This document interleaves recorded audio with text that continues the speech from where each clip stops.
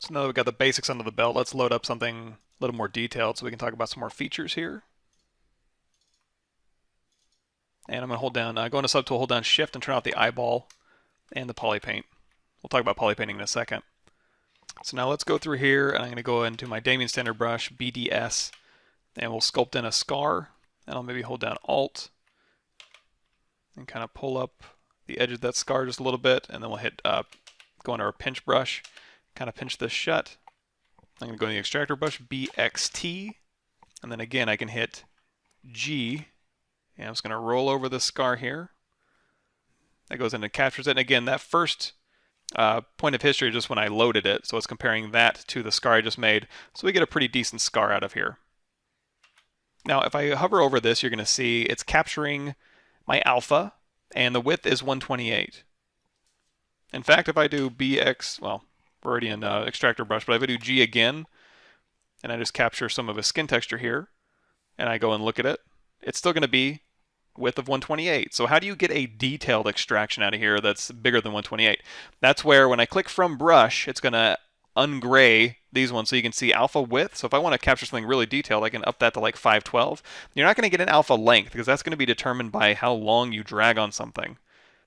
But now if I go over here and I grab this scar here, it's going to take a little bit longer to grab, but then when I hover over this, you're going to see now it's 512 by 2198. So it's a much significantly larger alpha, and you'll see it's a lot more detailed than if I had just done 128. So if I go through and I say, okay, let's drag this scar out, and then I go and grab my 128, you can see there's the difference. Now we also have blur seam.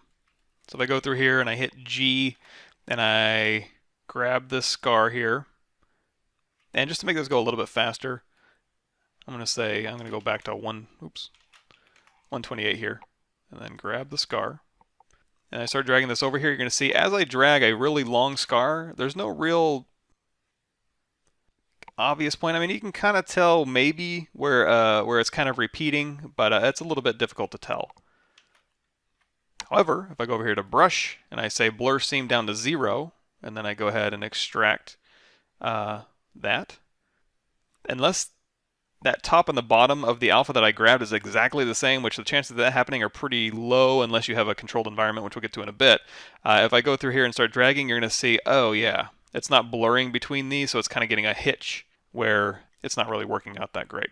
So generally speaking, blur seam at 25 is pretty good. Alpha width at 128 is generally fine unless you need more detail.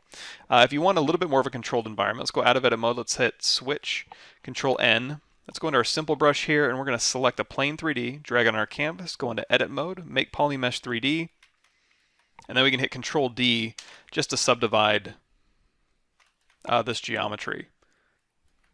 So now I got my standard brush here. If I hold down Alt and then Shift, I can just kind of shoot a straight line across here. Alternatively, if you have stroke, lazy mouse is turned on. If you turn off L, that'll turn off lazy mouse, and now you can just hold down Shift and it'll constrain your brush to a straight line. So if you're working in a straight line, and you go over here to BXT for the extractor brush, and make our brush size big enough, you can also make your extractor brush in a straight line as well. Just hit G, start moving this, and then hold down Shift, and let go of G, and it'll extract in a straight line, and then you'll have a very, very nice extraction. So you're kind of, again, controlling your environment a little bit. In fact, we can go through here, we can maybe pinch this a little bit. We're getting a little bit of a bump on here, but that'll be fine.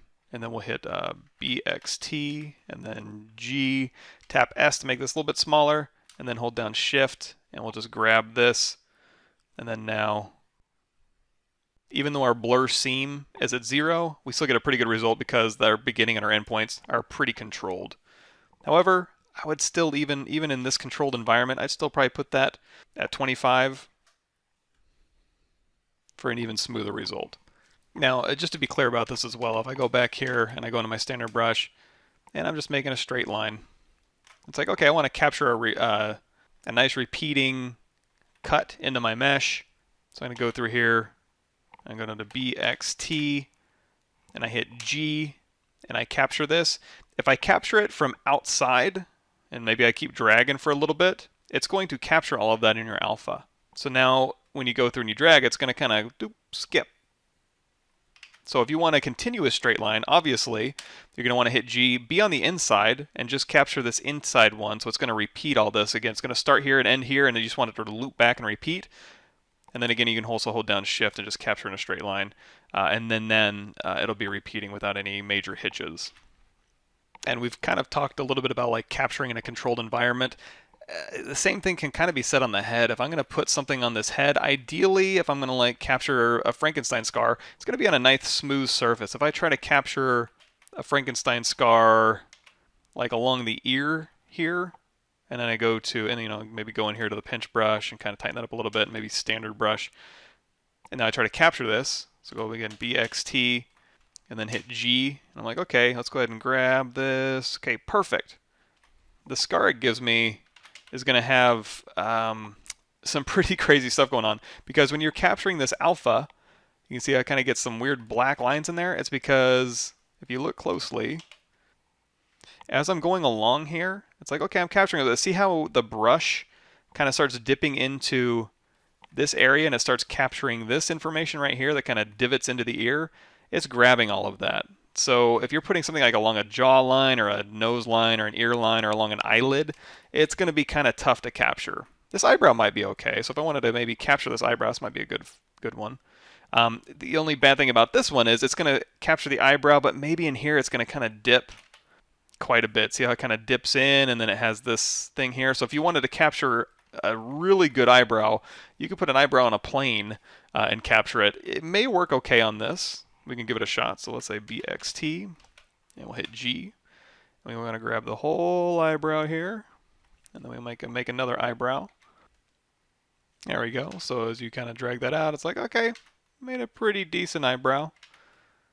Now, of course, it didn't pick up all that detail, so in that case, you'd probably need to go in here and change your alpha width to maybe 512 or 256 or 512 probably. But just be careful about where you're grabbing your alphas from and if it's an ideal position.